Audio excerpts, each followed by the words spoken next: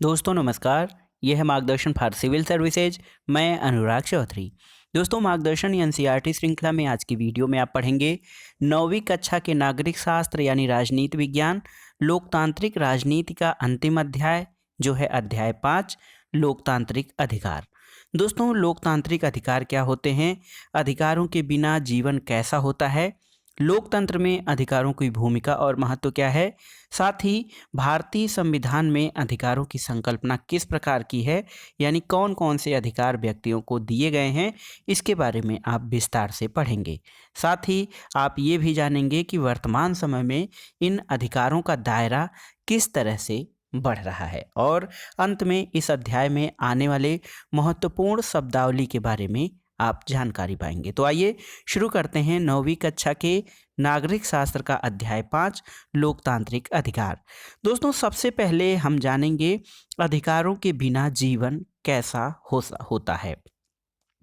देखिए, अगर आप ये याद करने की कोशिश करें कि हमने जो पहले अपने जो अध्याय पढ़े हैं उसमें हमने अधिकारों की बात की है। कुछ अधिकारों पे आइए देखते हैं। देखिए, लोकतंत्र की परिभाषा जब हम पढ़ रहे थे या फिर हमारे संविधान निर्माताओं का मानना था कि मौलिक अधिकार हमारे संविधान की आत्मा है। अध्याय 3 में हमने पढ़ा था कि भारत के प्रत्येक वयस्क व्यक्ति को किस किस चीज़ का यानी सार्वजनिक मताधिकार का अधिकार प्राप्त है। इसके अलावा अगर कोई कानून संविधान के खिलाफ है तो नागरिक को उसके खिलाफ जाने का अधिकार है। तो ये सारी चीज़ें आपने जान लिया है कि जो है अधिकारों के बिना जीवन कैसा होता है। इन सब के बारे में इनके बारे में जानने के लिए हमें अधिकारों को समझना पड़ेगा। गुआंतानामो बे का जेल, सबसे पहले हम यहाँ से अपनी बात शुरू करेंगे। दोस्तों अमेरिकी फ़ौज ने दुनिया भर के विभिन्न स्थानों से 600 लोगों को चुपचाप पकड़ लिया। इन लोगों को गुआंतानामो बे स्थित एक जेल में डाल दिया गया और क्यूबा के निकट इस टापू पर अमेरिकी नौसेना का कब्जा है। अमेरिकी सरकार कहती है कि ये लोग अमेरिका के दुश्मन हैं और न्यूयॉर्क में हुए 11 सितंबर 2001 के हमलों से इनका संबंध है। अनस के पिता जमील अल बन्ना उन 600 लोगों में से एक है जिन्हें केवल संदेह के आधार पर पकड़कर जेल में डाल दिया गया। अधिकांश मामलों में गिरफ्तार लोगों के देश की सरकार को उनकी गिरफ्तारी और जेल में डालने की सूचना भी नहीं दी गई और अन्य कैदियों की तरह जमील के परिवार वालों को अखबारों के माध्यम से ही खबर मिली कि उसे भी जेल में रखा गया है। इन कैदियों के परिवार वालों, मीडिया के लोगों, यहाँ तक कि संयुक्त राष्ट्र के प्रतिनिधियों को भी उनसे मिलने की इजाज़त नहीं दी जाती। अमेरिकी सेना ने उन्हें गिरफ्तार किया, उनसे पूछताछ की और उसी ने फैसला किया कि किसे जेल में डालना है और किसे नहीं। और न तो जज के सामने मुकदमा चला और ना ही ये कैदी अपने देश की अदालतों का दरवाज़ा ही खटखटा सके। दोस्तों यहाँ पर एक पत्र दिया गया है जो कि किसके द्वारा लिखा गया है, ये लिखा गया है अनस जमील के द्वारा। अनस जमील अनबन्ना जिसकी उम्र 9 साल की है। देखिए, उसने टोनी ब्लेयर को एक पत्र लिखा है। सबसे पहले तो यही कि आप कैसे हैं, मैंने 2 साल पहले आपको पत्र लिखा था, आपने उसका जवाब क्यों नहीं दिया। मैं बहुत दिनों तक आपके पत्र का इंतज़ार करता रहा पर आपका जवाब आया ही नहीं। क्या आप मेहरबानी करके मेरे सवाल का जवाब देंगे? मेरे पिता जेल में क्यों बंद हैं? वे दूर दराज के गुआंतनामो बे में क्यों रखे गए हैं? मुझे अपने पिता की कमी बहुत खलती है। मैंने अपने पिता को 3 वर्षों से नहीं देखा। मैं जानता हूँ कि मेरे पिताजी ने कुछ गलत नहीं किया है क्योंकि वे बहुत अच्छे आदमी हैं। लोग भी मेरे पिताजी के बारे में बहुत आदर के साथ बातें करते हैं। आपके बच्चे आपके साथ क्रिसमस मनाते हैं पर मैंने, मेरे भाई और बहनों ने पिछले 3 वर्षों से पिताजी के बिना ही ईद मनाई है। इसके बारे में आप क्या सोचते हैं? मुझे उम्मीद है कि इस बार आप मेरे पत्र का जवाब देंगे। धन्यवाद। ये 7 दिसंबर 2005 का अनस जमील अनबन्ना जिसकी उम्र 9 साल है उसका पत्र है अमेरिकी राष्ट्रपति टोनी ब्लेयर के लिए। दोस्तों एक अंतर्राष्ट्रीय मानवाधिकार संगठन एमनेस्टी इंटरनेशनल ने गुआंतनामो बे के कैदियों की स्थिति के बारे में सूचनाएं इकट्ठी की और बताया कि उनके साथ ज्यादती की जा रही है, उनके साथ अमेरिकी कानूनों के अनुसार भी व्यवहार नहीं किया जा रहा है।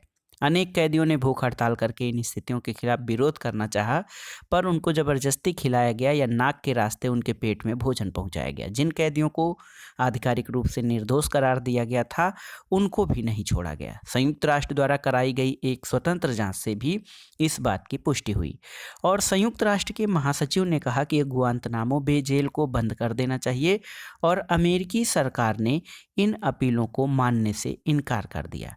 दोस्तों, यहाँ पर देखिए किस तरह से दोस्तों गुआंतनामो बे में नागरिकों के अधिकारों का हनन हुआ। दोस्तों, सऊदी अरब में नागरिक अधिकारों की स्थिति क्या है उसके बारे में जानते हैं। दोस्तों, गुआंतानामो बे जो है उसका उदाहरण एक अपवाद जैसा है, क्योंकि इससे एक देश की सरकार दूसरे देशों के नागरिकों के अधिकारों के उल्लंघन कर रही है। अब सऊदी अरब का उदाहरण देखते हैं। वहाँ की सरकार अपने नागरिकों को कितनी आज़ादी देती है, इस पर गौर करें। देखिए, देश में एक वंश का शासन चलता है और राजा या शाह को चुनने या बदलने में लोगों की कोई भूमिका नहीं होती है। ये सऊदी अरब की स्थिति है। वहाँ पर केवल एक वंश का शासन है और शाह जो होते हैं वो विधायिका और कार्यपालिका के लोगों का चुनाव करते हैं। जजों की नियुक्ति भी शाह करते हैं और वे उनके फैसलों को पलट भी सकते हैं। इसके अलावा दोस्तों, सऊदी अरब में लोग कोई राजनीतिक दल या संगठन नहीं बना सकते हैं। मीडिया शाह की मर्जी के खिलाफ कोई खबर नहीं दे सकती। इसके अलावा वहाँ कोई धार्मिक आज़ादी भी नहीं है। सिर्फ मुसलमान ही यहाँ के नागरिक हो सकते हैं और यहाँ रहने वाले दूसरे धर्मों के लोग घर के अंदर ही अपने धर्म के अनुसार पूजा पाठ कर सकते हैं। सार्वजनिक रूप से उनके धार्मिक अनुष्ठानों पर प्रतिबंध है। इसके अलावा औरतों को वैधानिक रूप से मर्दों से कमतर का दर्जा मिला हुआ है। उन पर कई तरह की सार्वजनिक पाबंदियां लगी हैं। मर्दों को जल्दी ही स्थानीय निकाय के चुनाव के लिए मताधिकार मिलने वाला है, जबकि औरतों को ये अधिकार नहीं मिलेगा। ये बातें केवल सऊदी अरब पर ही लागू नहीं हैं। दुनिया में अनेक देश हैं जहाँ पर ऐसी स्थितियाँ मौजूद हैं। इसी तरह का एक अन्य उदाहरण कोसोवो में एक जातीय नरसंहार का है। दोस्तों, ये चीज़ें सिर्फ राजशाही में ही चल सकती हैं, आप सोचते होंगे, और चुनी हुई सरकार वाली शासन व्यवस्था में ऐसा नहीं होगा। लेकिन कोसोवो में एक घटना है, उस पर जोर दीजिए। कोसोवो जो है पुराने युगोस्लाविया का एक प्रांत था जो अब टूटकर अलग हो गया है। इस प्रदेश में अल्बानियाई लोगों की संख्या बहुत ज़्यादा थी, पर पूरे देश के लिहाज से सर्ब लोग बहुसंख्यक थे। उग्र सर्ब राष्ट्रवाद के भक्त मिलोसेविक ने यहाँ के चुनाव में जीत हासिल की। उनकी सरकार ने कोसोवो के अल्बानियाई लोगों के प्रति बहुत ही कठोर व्यवहार किया। उनकी इच्छा थी कि देश पर सर्ब लोगों का ही पूरा नियंत्रण हो और इस कारण से अनेक सर्ब नेताओं का मानना था कि अल्बानियाई लोगों जैसे अल्पसंख्यक या तो देश छोड़कर चले जाएं या सर्बों का प्रभुत्व स्वीकार कर लें। कोसोवो के एक शहर में अप्रैल 1999 में एक अल्बानियाई परिवार के साथ कुछ घटना हुई। 74 वर्षीय बतीसा होक्सा अपनी रसोई में अपने 77 वर्षीय पति इंजेत के साथ बैठी आग ताप रही थी। उन्होंने विस्फोटों की आवाज़ सुनी, पर उनको एहसास नहीं हुआ कि सर्बिया की फौज शहर में घुस आई है। तभी उनका दरवाज़ा खोलकर 5-6 सैनिक दंदनाते हुए अंदर आए और पूछे, बच्चे कहाँ हैं? बतीसा याद करती है, उन्होंने इजेत की छाती में 3 गोलियां दाग दी। उनके सामने ही उनके पति की मौत हो गई और सैनिकों ने उसकी अंगुली से शादी की अंगूठी उतार ली और उसे भाग जाने को कहा। मैं अभी दरवाजे से बाहर भी नहीं निकली थी कि उन्होंने घर में आग लगा दी। वो बरसात में बेघर होकर सड़क पर खड़ी थी। उसके पास न मकान था, न पति और न शरीर पर पहने कपड़ों के अलावा और कोई चीज़। समाचारों में आई यह कथा उन हजारों अल्बानियाई लोगों के साथ हुए बर्ताव में से एक की सच्चाई बताती है। और याद रखें कि यह जो नरसंहार उस देश की अपनी ही सेना एक ऐसे नेता के निर्देश पर कर रही थी जो लोकतांत्रिक चुनाव जीतकर सत्ता में आया था। जातीय पूर्वाग्रहों के चलते हाल के वर्षों में बहुत बड़े बड़े नरसंहार हुए हैं। उनमें ये सबसे भयंकर था और आखिरकार कई देशों ने जब दखल दिया तब जाकर ये क्रम थमा। मिलोसेविक की सत्ता गई और बाद में अंतर्राष्ट्रीय न्यायालय में उस पर मानवता के खिलाफ अपराध का मुकदमा भी चला। दोस्तों, लोकतंत्र में अधिकारों की क्या भूमिका होती है उसके बारे में जानना बहुत ज़रूरी है। दोस्तों, जिन बातों की हमने चर्चा की है उस पर आप विचार कर सकते हैं और उसमें क्या है कि ऐसे लोग बहुत सारे थे जिनको उन घटनाओं से या इन कारणों से कष्ट हुआ हो। गुआंतानामो बे के कैदी सऊदी अरब की औरतें और कोसोवो के अल्बानियाई लोगों और भारत में 1984 और 2002 के दंगों का शिकार हुए लोगों के बारे में जब आप सोचते हैं, तो अगर आप इनकी जगह पे होते तो आपके मन में क्या विचार आता? आपके हाथ में महत्वपूर्ण फैसले करने का अधिकार हो, तो आप इन घटनाओं को न होने देने के लिए क्या प्रयास करते? इनके बारे में भी सोचना ज़रूरी है।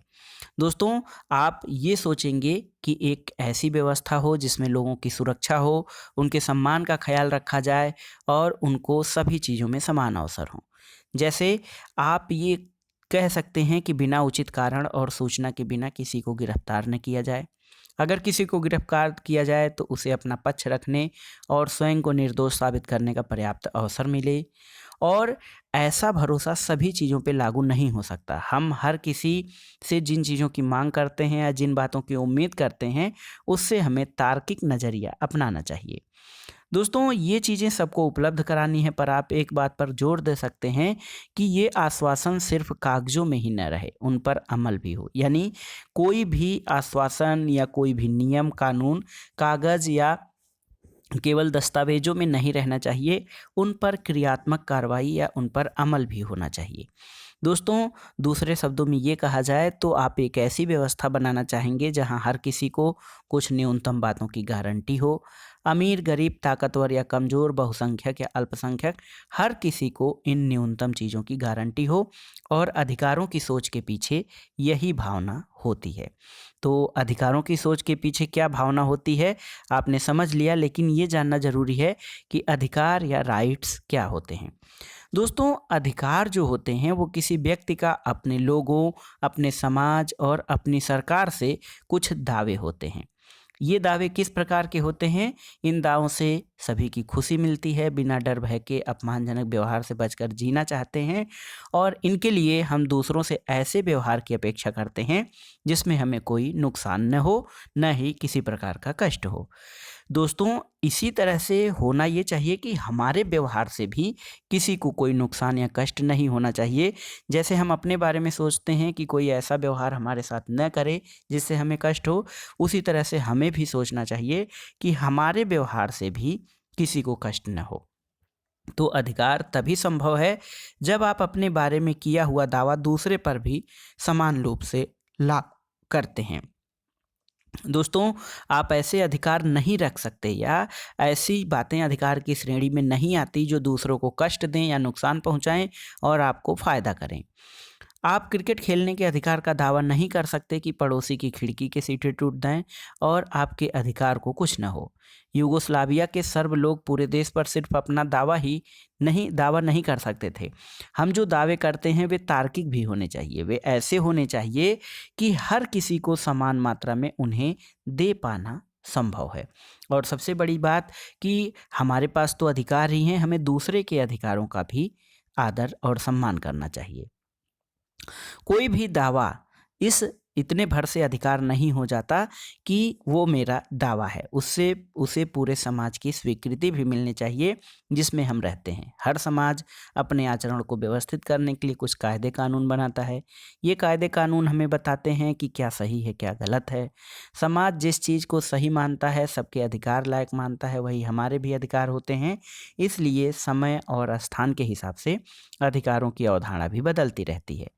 200 साल पहले अगर कोई कहता कि अधिकारों को वोट देने का अधिकार होना चाहिए तो उसे बहुत अजीब माना जाता, लेकिन आज सऊदी अरब में भी उनके वोट का अधिकार न होना ही अजीब लगता है। लेकिन दोस्तों, स्थिति बदल रही है और महिलाओं के अधिकार और महिलाओं के राजनीतिक अधिकारों की चर्चा हर जगह हो रही है।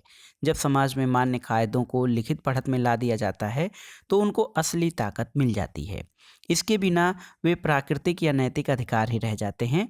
जब इनको लिखित रूप में ला दिया जाता है तो वो वैधानिक या विधिक अधिकार कहे जाते हैं। दोस्तों, गुआंतानामो बे के कैदियों को अपने दमन का विरोध करने, उसे गलत बताने का सिर्फ नैतिक अधिकार है, पर वे इस भरोसे किसी ऐसे व्यक्ति या संस्था के पास नहीं जा सकते जो इन्हें लागू करा दे। जब कानून कुछ दावों को मान्यता देता है तो उनको लागू किया जा सकता है, फिर हम उन्हें लागू करने की मांग कर सकते हैं। इसके अलावा अगर अन्य नागरिक या सरकार इन अधिकारों का आदर नहीं करते, इनका उल्लंघन करते हैं, तो हम इसे अपने अधिकारों का हनन कहते हैं। ऐसी स्थिति में कोई भी नागरिक अदालत का दरवाज़ा खटखटा सकता है और अपने अधिकारों की रक्षा की मांग कर सकता है। इसीलिए हम अगर किसी दावे को अधिकार कहते हैं तो उसमें 3 बुनियादी चीज़ें होनी चाहिए। अधिकार लोगों के तार्किक दावे हैं, इन्हें समाज से स्वीकृति मिलती है और अदालतों से मान्यता मिलती है। तो ये अधिकार को अधिकार होने की 3 शर्तें हैं।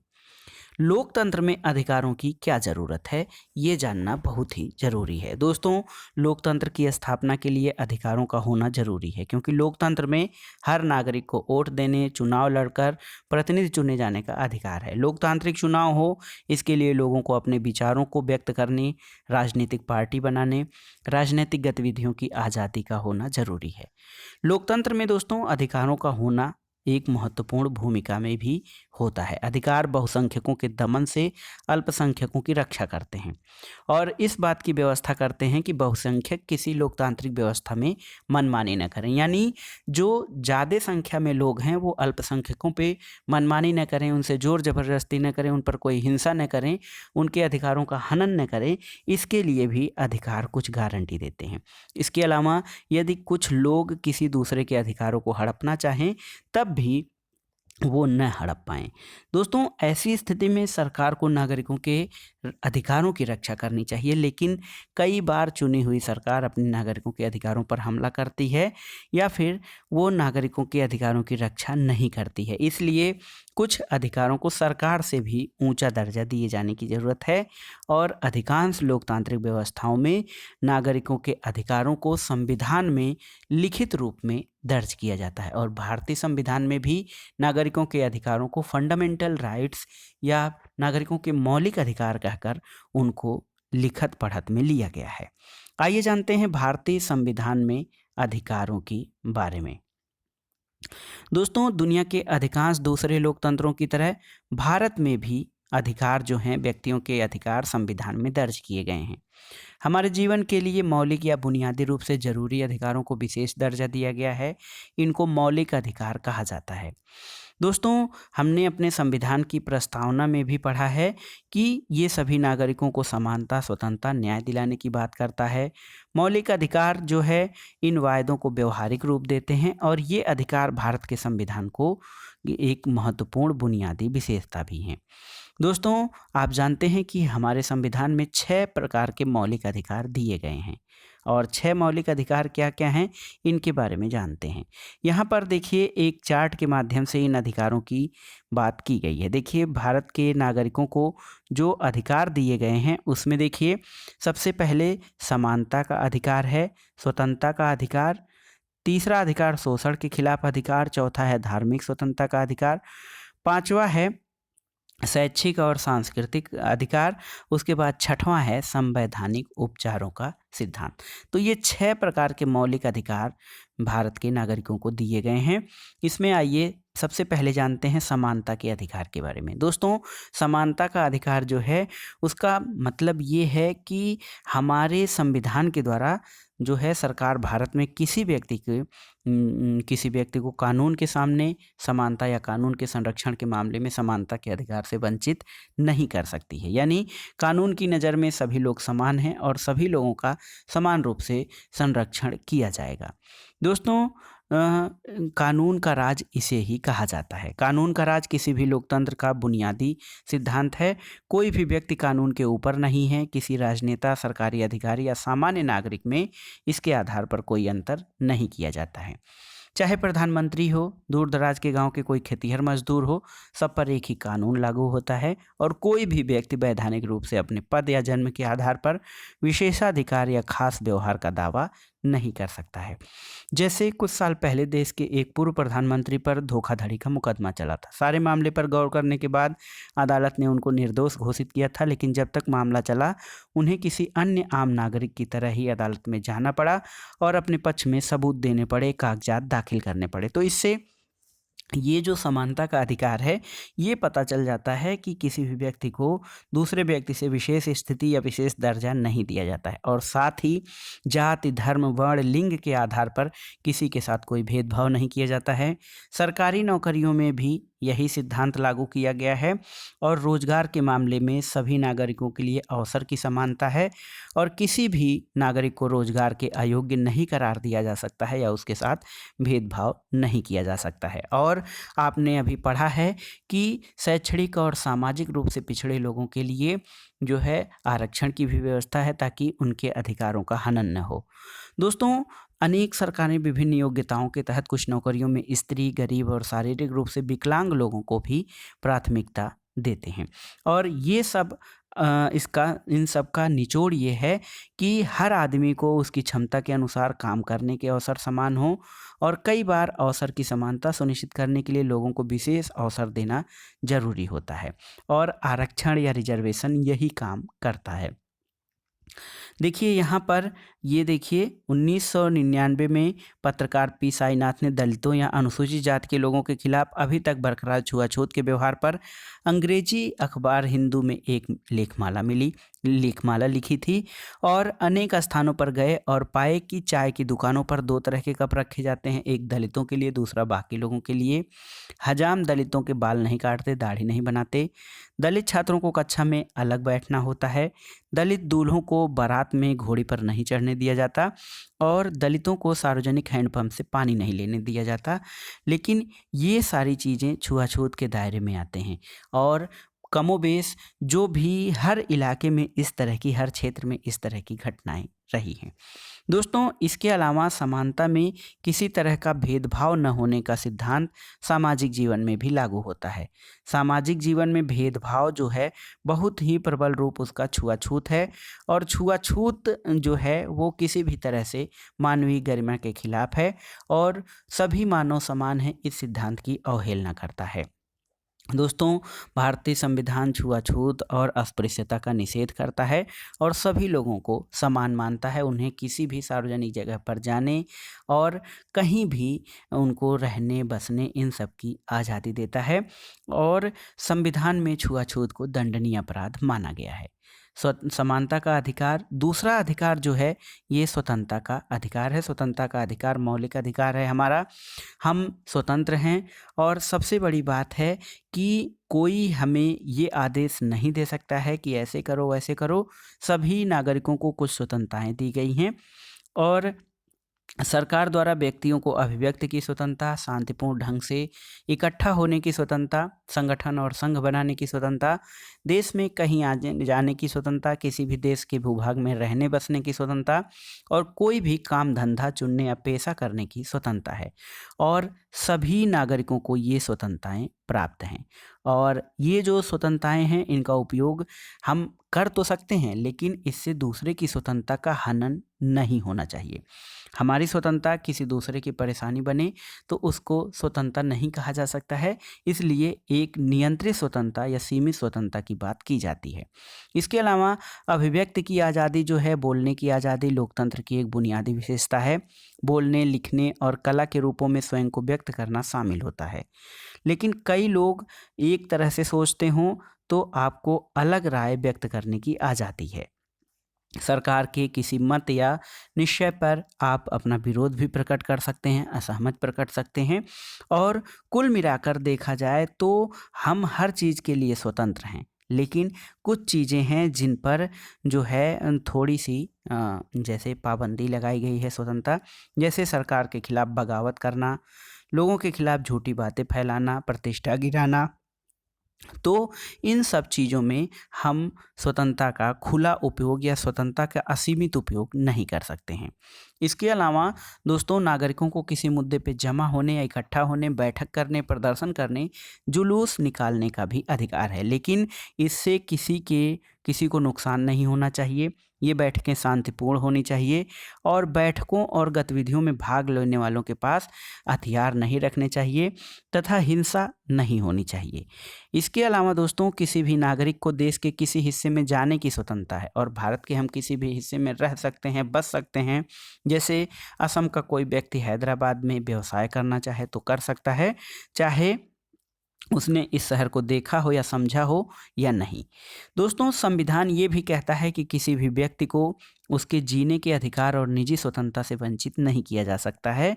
इसका मतलब ये है कि जब तक अदालत किसी व्यक्ति को मौत की सज़ा नहीं सुनाती, उसे नहीं मारा जा सकता है। इसका मतलब ये है कि कानूनी अधिकार होने पर ही सरकार या पुलिस अधिकारी किसी नागरिक को गिरफ्तार कर सकते हैं। लेकिन अगर वे ऐसा करते हैं तब भी उन्हें कुछ नियमों का पालन करना पड़ता है। गिरफ्तार या हिरासत में लिए गए व्यक्ति को उसकी गिरफ्तारी और हिरासत में लेने के कारणों की जानकारी देनी होती है।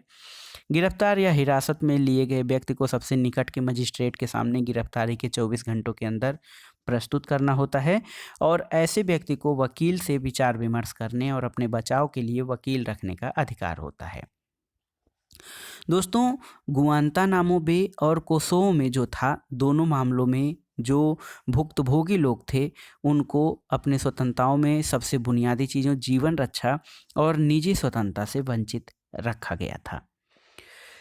देखिए, तीसरा जो अधिकार है वो है शोषण के खिलाफ अधिकार, जो कि नागरिकों को मौलिक अधिकार के रूप में प्राप्त हुआ है।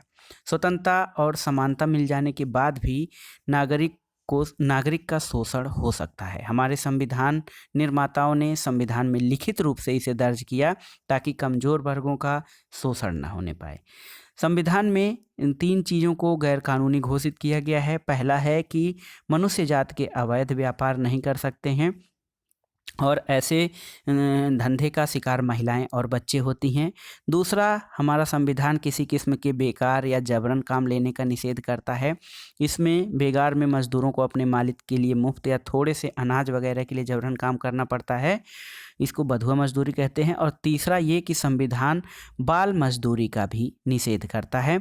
किसी कारखाने या खदान में खतरनाक काम में 14 वर्ष से कम उम्र के बच्चे को नहीं रखा जा सकता है और बाल मजदूरी नहीं कराई जा सकती है। बाल श्रम निषेध के आधार पर कई कानून बनाए गए हैं और कुछ खतरनाक कारखानों में व्यक्तियों को या बालकों को नहीं लगाया जा सकता है।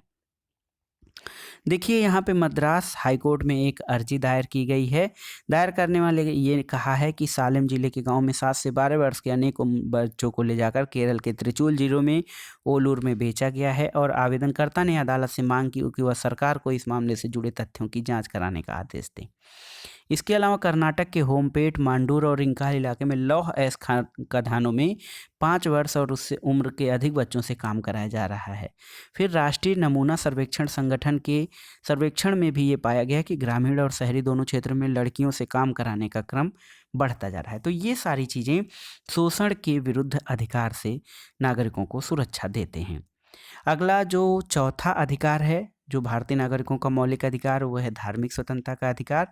तो धार्मिक स्वतंत्रता का अधिकार जो है ये इस रूप में महत्वपूर्ण है कि भारत एक धर्मनिरपेक्ष देश है।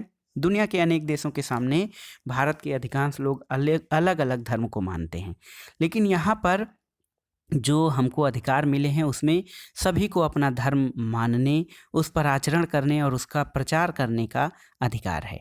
हर धार्मिक समूह या पंथ को अपने धार्मिक कामकाज के प्रबंध करने की आज़ादी है, पर अपने धर्म का प्रचार करने या अधिकार का मतलब ये नहीं है किसी को झांसा देकर, लालच में फंसाकर उससे धर्म परिवर्तन कराया जाए या फिर दूसरे धर्मों की बुराई की जाए। धार्मिक सहिष्णुता के आधार पर आपको धार्मिक आज़ादी मिली है, न कि धार्मिक कट्टरता फैलाकर। दूसरी बात ये कि धर्मनिरपेक्ष शासन क्या है, कि धर्मनिरपेक्ष ये है कि राज्य का कोई धर्म नहीं होगा, राज्य किसी धर्म का पक्ष नहीं लेगा, किसी धर्म की बुराई नहीं करेगा और ना ही किसी धर्म विशेष का संरक्षण करेगा। इसका मतलब ये होता है दोस्तों कि भारत में धर्मनिरपेक्षता का जो मॉडल अपनाया गया है उसमें ये कहा गया है कि भारत में राज्य का अपना कोई धर्म नहीं है, लेकिन सभी धर्मों के साथ समान व्यवहार किया जाता है। इसके अलावा संस्कृति और धर्म के विशेष संरक्षण की व्यवस्था की गई है। भारत में अल्पसंख्यकों के भाषा, संस्कृति और धर्म के संरक्षण की भी व्यवस्था की गई है। ये सांस्कृतिक और शैक्षणिक अधिकारों के अंतर्गत मिलते हैं। दोस्तों, हमारे संविधान निर्माता इस बात को लेकर बहुत ही अधिक सतर्क थे कि अल्पसंख्यक वर्गों के धार्मिक, सांस्कृतिक और शैक्षणिक अधिकारों को बरकरार रखा जाए। जैसे नागरिकों को विशिष्ट भाषा या संस्कृति वाले किसी समूह को अपनी भाषा और संस्कृति को बचाने का अधिकार है। किसी भी सरकारी या सरकारी अनुदान पाने वाले शैक्षणिक संस्थान में किसी नागरिक को धर्म या भाषा के आधार पर दाखिला देने से नहीं रोका जा सकता और सभी अल्पसंख्यकों को अपनी पसंद का शैक्षणिक संस्थान स्थापित करने और चलाने का अधिकार है। यहाँ पे दोस्तों, अल्पसंख्यक का अर्थ राष्ट्रीय स्तर पर धार्मिक अल्पसंख्यक भर नहीं है। किसी एक स्थान पर लोकल लेवल पर खास भाषा बोलने वालों का बहुमत होगा, वहाँ अन्य भाषा बोलने वाले अल्पसंख्यक होंगे। जैसे आंध्र प्रदेश में तेलुगु बोलने वालों का बहुमत है, पर कर्नाटक में वो अल्पसंख्यक हैं। पंजाब में सिंख बहुसंख्यक हैं, पर राजस्थान, हरियाणा और दिल्ली में वो अल्पसंख्यकों में आते हैं। तो ऐसा नहीं है, भारत में अल्पसंख्यकों के लिए भी अधिकारों की व्यवस्था की गई है ताकि वो अपने धर्म, संस्कृति और शैक्षणिक अधिकारों का संरक्षण कर सकते हैं। दोस्तों, प्रश्न ये उठता है कि हमें ये अधिकार कैसे मिल सकते हैं। तो यद्यपि अधिकार गारंटी की तरह हैं, तब भी हमारे ये किसी काम के नहीं हैं अगर इन गारंटियों को मानने या लागू कराने वाला न हो।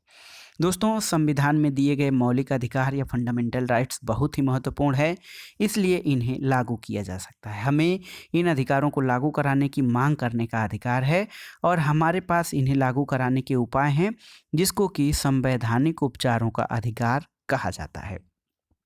संवैधानिक उपचारों का अधिकार भी एक मौलिक अधिकार है। ये अन्य अधिकारों को प्रभावी बनाने का कार्य करता है। कई बार हमारे अधिकारों का उल्लंघन हो सकता है। ये उल्लंघन किसी नागरिक द्वारा हो सकता है, किसी संस्था द्वारा या फिर सरकार के द्वारा ही हो सकता है। मौलिक अधिकारों का मामला हो तो हम सीधे सर्वोच्च न्यायालय, किसी राज्य के उच्च न्यायालय में अपने अधिकारों को बहाल करने के लिए जा सकते हैं। दोस्तों, जो संवैधानिक उपचार हैं, उनकी इन्हीं विशेषताओं के कारण डॉक्टर अंबेडकर ने संवैधानिक उपचार के अधिकार को हमारे संविधान की आत्मा और हृदय कहा था। मौलिक अधिकार विधायिका, कार्यपालिका और सरकार के द्वारा गठित किसी भी अन्य प्राधिकारी की गतिविधियों और फैसलों से ऊपर होते हैं। मौलिक अधिकारों का उल्लंघन करने वाला कोई कानून नहीं बन सकता, कोई फैसला नहीं लिया जा सकता और विधायिका या कार्यपालिका के किसी भी फैसले या काम से मौलिक अधिकारों का हनन हो या उनमें कमी हो तो यह फैसला या काम अवैध हो सकता है। दोस्तों, सर्वोच्च न्यायालय या उच्च न्यायालयों को मौलिक अधिकार लागू कराने के मामले में निर्देश देने, आदेश या रिट जारी करने का अधिकार होता है। अदालतें गड़बड़ी का शिकार करने वालों को हर्जाना दिलवा सकती हैं, गड़बड़ी करने वालों को दंडित कर सकती हैं और हमारे देश में न्यायपालिका संसद से स्वतंत्र है और न्यायपालिका बहुत ही शक्तिशाली है और नागरिकों के अधिकारों के लिए जो भी जरूरी कदम है उसमें वो सक्षम है। मौलिक अधिकारों के हनन के मामले में कोई भी पीड़ित व्यक्ति न्याय पाने के लिए तुरंत अदालत में जा सकता है। पर अब अगर मामला सामाजिक या सार्वजनिक हित का हो तो ऐसे मामलों में मौलिक अधिकारों के उल्लंघन को जो है वो रोक कर कोई भी व्यक्ति अदालत में जा सकता है। ऐसे मामलों को जनहित याचिका या पब्लिक इंटरेस्ट लिटिगेशन कहा जाता है और जनहित याचिका के माध्यम से कोई भी व्यक्ति या समूह सरकार के किसी कानून या काम के खिलाफ सार्वजनिक हितों की रक्षा के लिए सर्वोच्च न्यायालय या किसी उच्च न्यायालय में जा सकता है और ऐसे मामले जज के नाम पोस्टकार्ड पर लिखी अर्जी के माध्यम से भी उठाए जा सकते हैं और अगर न्यायाधीश को लगता है कि सचमुच इस मामले में सार्वजनिक हित पर चोट पहुंच रही है तो उस मामले को विचार के लिए स्वीकार कर सकते हैं। आइए देखते हैं एक विशेष रिपोर्ट राष्ट्रीय मानवाधिकार आयोग के बारे में, नेशनल ह्यूमन राइट्स कमीशन। दोस्तों, राष्ट्रीय मानवाधिकार आयोग जो है वो विशेष रूप से देश भर में मानवाधिकार उल्लंघन के जो मामले आए हैं उनसे निपटने के लिए राष्ट्रीय मानवाधिकार आयोग बनाया गया है। दोस्तों, जो है मानवाधिकार आयोग किसी भी प्रकार के जो सरकारी या किसी नागरिकों से उठने वाले जो स्थिति हैं जिसमें व्यक्तियों को दंडित या किसी व्यक्तियों को पीड़ित किया जाता है, तो उन पीड़ित व्यक्तियों को उनके मानवाधिकार दिलाने की बात की जाती है। राष्ट्रीय मानवाधिकार किसी को सज़ा तो नहीं देता, ये जिम्मेदारी अदालतों की है। और ये राष्ट्रीय मानवाधिकार क्या करता है कि मानवाधिकार उल्लंघन के मामलों को उठाता है और इनको रोकने के लिए सरकारी अधिकारियों से जो है सम्मन भेजकर उनको बुला सकता है, किसी सरकारी अधिकारी से पूछताछ कर सकता है, किसी सरकारी दस्तावेज की मांग कर सकता है और किसी जेल में जाकर जांच कर सकता है कि व्यक्ति के मानवाधिकारों का हनन हुआ है कि नहीं। दोस्तों, मानवाधिकार आयोग राष्ट्रीय स्तर पर है और दूसरी चीज़ राज्य मानवाधिकार आयोग भी अन्य राज्यों में गठित हैं ताकि व्यक्तियों के मानवाधिकारों के हनन को रोका जा सके। दोस्तों, वर्तमान में अधिकारों का दायरा बढ़ा है और सबसे बड़ी बात यह है कि संविधान द्वारा मौलिक अधिकार जो हैं वो तो हैं ही, इसके अलावा संविधान द्वारा मौलिक अधिकार सभी नागरिकों को मिलने वाले अधिकार हैं। मौलिक अधिकार बाकी सारे अधिकारों के स्रोत हैं और हमारा संविधान, हमारे कानून बहुत सारे अधिकार देते हैं और साल दर साल इन कानूनों में बहुत सारे अधिकारों का दायरा भी बढ़ाया गया है। अदालतों ने फैसले ऐसे दिए हैं जिनसे अधिकारों का दायरा बढ़ा है। प्रेस की स्वतंत्रता का अधिकार, सूचना के अधिकार और शिक्षा के अधिकार जैसे मौलिक अधिकारों का विस्तार है। ये चीज़ें वहीं से निकली हैं। स्कूली शिक्षा हर भारतीय का अधिकार बन चुका है। 14 वर्ष के सभी बच्चों को मुफ्त और अनिवार्य शिक्षा दिलाना सरकार की जिम्मेदारी है। संसद ने नागरिकों को सूचना का अधिकार देने वाला कानून भी पास कर दिया है और ये अधिकार विचारों और अभिव्यक्ति के अधिकारों के मौलिक आज़ादी के तहत ही है। दोस्तों, सरकारी दफ्तरों से सूचना मांगने और पाने का अधिकार है और सर्वोच्च न्यायालय ने जीवन के अधिकार को नया विस्तार देते हुए उसमें भोजन के अधिकार को भी शामिल कर लिया है। अधिकारों का दायरा संविधान द्वारा दिए गए मौलिक अधिकारों तक ही सीमित नहीं है। संविधान अनेक दूसरे अधिकार भी देता है जो मौलिक अधिकार नहीं है, जैसे संपत्ति रखने का अधिकार मौलिक अधिकार नहीं है पर एक वैधानिक अधिकार है। चुनाव में वोट देने का अधिकार भी एक महत्वपूर्ण वैधानिक अधिकार ही है। दोस्तों, कई बार मानवाधिकारों का भी विस्तार होता है। मानवाधिकार नैतिक अधिकार हैं, नैतिक दावे हैं जो कानून के द्वारा मान्य हो भी सकते हैं और नहीं भी हो सकते हैं और इन्हें उस अर्थ में अधिकार नहीं कहा जा सकता है जैसे कि हम पहले में अपने अधिकारों की चर्चा करने के दौरान चर्चा किए थे। दोस्तों, लेकिन फिर भी दुनिया में लोकतंत्र का विस्तार हो रहा है और लोकतंत्र के विस्तार के साथ अधिकारों का भी विस्तार हो रहा है। अंतर्राष्ट्रीय संधियों और प्रतिज्ञा पत्रों में भी अधिकारों का दायरा बढ़ाने में मदद की है।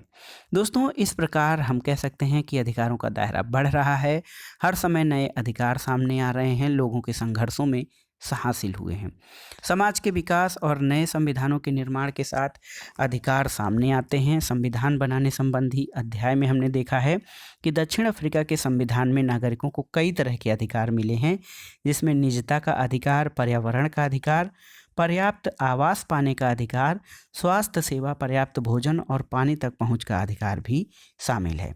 अनेक लोगों का मानना है कि काम का अधिकार, स्वास्थ्य का अधिकार, जीने के लिए जरूरी न्यूनतम आवश्यकताओं का अधिकार और निजता के अधिकार को भारत में भी मौलिक अधिकार बना देना चाहिए।